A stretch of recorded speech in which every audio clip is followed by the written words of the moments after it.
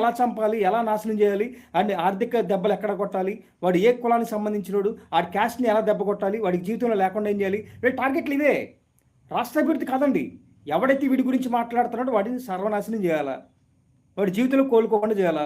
మొన్నటిదాకా మీడియాలో ఉన్నాయిగా, ఆ పేపర్ మీడియాలు, ఎలక్ట్రానిక్ మీడియాలు, అవన్నీ కూడా వాళ్ళ చేతిలో ఉన్నాయి, ఏది బయటికి రాదు. ఇప్పుడంటే సోషల్ మీడియాలో బయటకు వచ్చినాయి కాబట్టి ఒక్కొక్కడికి వణుకుతున్నాయి, కింద సంఖ వణుకుతున్నాయి, బయట చెప్పుకోవట్లేదు. కానీ సోషల్ మీడియాలో వచ్చిన తర్వాత కదా ఇప్పుడు అమ్మాయి ఇష్యూ జరిగింది, బయటకు వచ్చింది, అడవడైంది. సోషల్ మీడియా నుంచి రాకపోతే తెలిసేదా? ఇప్పుడు కడపలో అమ్మాయి ఉంది, ఇష్యూ జరిగింది కాబట్టి బయటకు వచ్చినాయి.